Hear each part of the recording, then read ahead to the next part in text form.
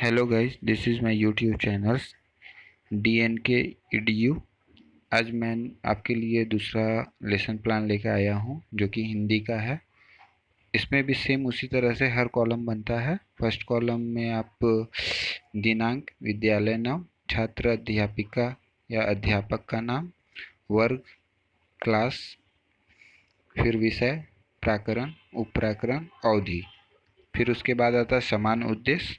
समान उद्देश्य में हम लोग जो छात्र और बच्चों को जो भी सब्जेक्ट के रिलेटेड जो भी हम लोग बताते हैं, जैसे छात्रों में मातृभाषा के प्रति रुचि उत्पन्न करना, छात्रों को पाठ में आए हुए कठिन शब्दों के उच्चारण में अभ्यास कराना, छात्रों को उचित आरोह अवरोह ये सब के बारे में बताना।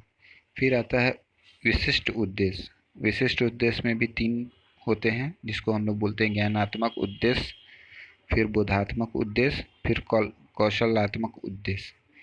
उसके बाद आते हैं सेकंड पेज में। सेकंड पेज में आता है शिक्षण सहायक सामग्री, जिसमें 2 टाइप के होते हैं। एक समान शिक्षण सामग्री जिसमें चॉक, डस्टर ये सब होता है। फिर विशिष्ट सामग्री में ये हिंदी का है तो इसमें पाठ्य पुस्तक होंगे। फिर आता है पूर्व ज्ञान। पूर्व ज्ञान में हम लोग जैसे स्टूडेंट हैं वो पिछले क्लास में इस चैप्टर रिलेटेड कुछ जानते थे या नहीं जानते थे, इसके बारे में लिखते हैं। फिर आता है शिक्षण विधि, जिसको हम लोग कौन कौन सा विधि से पढ़ा रहे हैं। तो हिंदी का है तो इसमें व्याख्यान और प्रश्न उत्तर विधि का हम लोग यूज़ करते हैं। फिर आता है प्रस्तावना, जिसको हम लोग इंट्रोडक्शन भी बोलते हैं।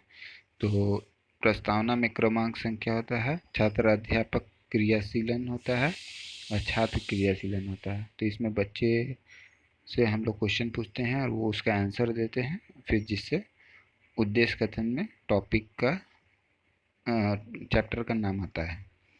फिर आता है प्रस्तुतिकरण, जिसमें शिक्षण बिंदु होते हैं, छात्र अध्यापिका क्रियाशील होती है, छात्र क्रियाशील होती है और श्यामपट्ट कार्य होते हैं।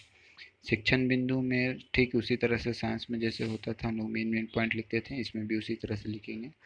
छात्र अध्यापक क्रियाशील में हम लोग ये हिंदी का है तो इसमें चैप्टर के रिलेटेड जितना भी समरी है उसका एकदम शॉर्ट में उसको करके लिख देते हैं।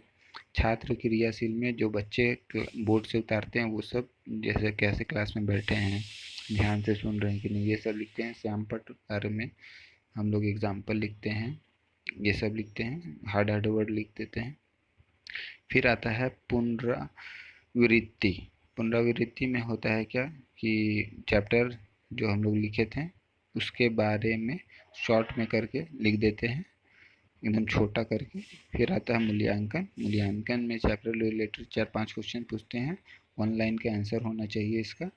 फिर आता है गृह कार्य। गृह कार्य में हम लोग वही घर से बना करके या याद करके लाने देते हैं, थोड़ा सा लॉन्ग क्वेश्चन रहता है इसमें। Thank you guys. अगर आपको मेरा चैनल अच्छा लगा तो आप इसे सब्सक्राइब और लाइक कीजिए।